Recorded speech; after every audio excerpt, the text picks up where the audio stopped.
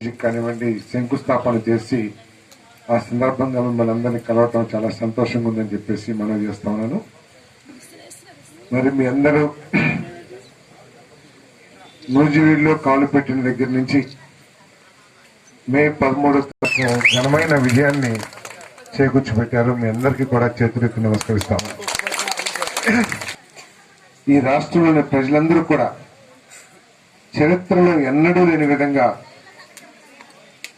కేవలం ఈ రాష్ట్రం బాగుపడాలి, మాకు ఏమి లబ్ధి చేకూరింది ఏమిటి అనే విషయాన్ని పక్కన పెట్టి ఈ రాష్ట్రం అధోగతి పాలైపోతా ఉంది, వ్యవసాయాలు అడుగంటిపోతా ఉన్నాయి, పిల్లలకి ఉద్యోగాలు లేవు అనే ఆలోచనతో మీరందరూ కూడా ఈ కూటమి ప్రభుత్వానికి బ్రహ్మాండమైన విజయం చేకూర్చారని చెప్పేసి కూడా మీ అందరికీ శ్రవణిగా మనం చేస్తాను. ఈ కూటమి నాయకులు ఎవరు కూడా ఈ విజయాన్ని విజయంగా భావించుకోకుండా ఇదొక పెద్ద బాధ్యతగా భావించి ఈ రాష్ట్రాన్ని అభివృద్ధి చేయాలి. దేనికోసం అయితే ఈ రాష్ట్ర ప్రజలు మాకు పట్టం కట్టారో దాన్ని సాధించి 5 సంవత్సరాల తర్వాత మీ మొక్కలో చిరునవ్వు చూస్తూ మళ్ళీ మిమ్మల్ని ఓటు అడగాలనే లక్ష్యంతో ఈ ప్రభుత్వం పనిచేస్తుందని చెప్పేసి మొదటి స్థలంగా మనం చేస్తాం. అందరూ అంటా ఉన్నారు ప్రతిపక్షం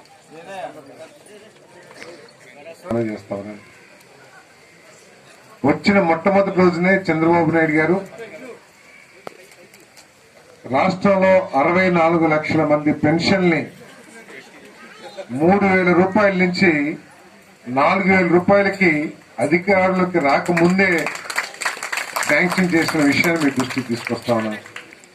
4,000 ఇవ్వటమే కాకుండా గడిచిన 3 నెలలకు కూడా 1,000 రూపాయలకు కలిపి 7,000 రూపాయలు ఇవ్వటం జరిగిందని చెప్పేసి మనం చేస్తాం. అంతకుముందు చెప్పేవాళ్ళు గత ప్రభుత్వం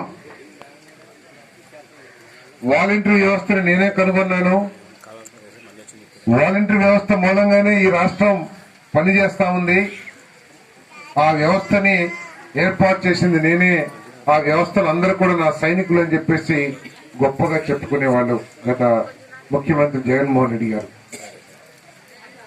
2.5 లక్షల మంది 2 రోజులు 3 రోజులు పెన్షన్లు పంచడానికి తీసుకుంటే మన ప్రభుత్వం వచ్చిన తర్వాత ఆ వాలంటరీ వ్యవస్థ లేకపోయినా కూడా 1,30,000 మందితో సచివాలయ సిబ్బందితో మనం కేవలం ఒకే ఒక రోజులో పెన్షన్లు అన్ని కూడా పంపిణీ చేసామని చెప్పేసి మెల్లకిస్తామని మనం చెప్తున్నాం. అంటే నాయకుడు బలమైన నాయకుడు అయ్యుండి వ్యవస్థని అధికార యంత్రాంగాన్ని నడిపించగలిగిన సత్తా కలిగినోడుండి రాష్ట్రం పట్ల చిత్తశుద్ధితో రాష్ట్ర సమస్యల పట్ల చిత్తశుద్ధి ఉంటే అధికారులు బ్రహ్మాండంగా పనిచేస్తారని ఆ చర్య ద్వారా నిరూపించడం జరిగిందని చెప్పేసి మనం చేస్తాం. అదేవిధంగా మనం ఎన్నికల్లో తిరుగుతూ ఉంటే రైతులందరూ వచ్చి అయ్యా మా ధాన్యం ప్రభుత్వం తీసుకుని 3 నెలలు 4 నెలలు అయిపోయింది, డబ్బులు అడుగుతుంటే అధికారులు వచ్చినప్పుడు ఇస్తాంలే అంటున్నారు అని చాలా గ్రామాల్లో నన్ను ప్రశ్నించడం జరిగింది.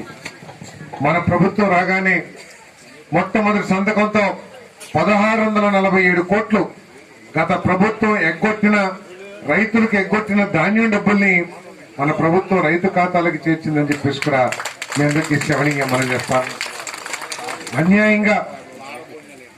అన్యాయంగా పేదవాడు కడుపు నిండటానికి అన్నా క్యాంటీన్లు పెడితే ఆ రోజు ప్రభుత్వం భక్తులవారి గుడి నుంచి చాలా మంది వెళ్తారు నూజివీడు సెంటర్ కి, లేదా అనేక గ్రామాల నుంచి ఏదో తమ రోజువారీ పనుల కోసం వెచ్చాలకో లేదా ఏదో పనుల కోసం వెళ్తారు.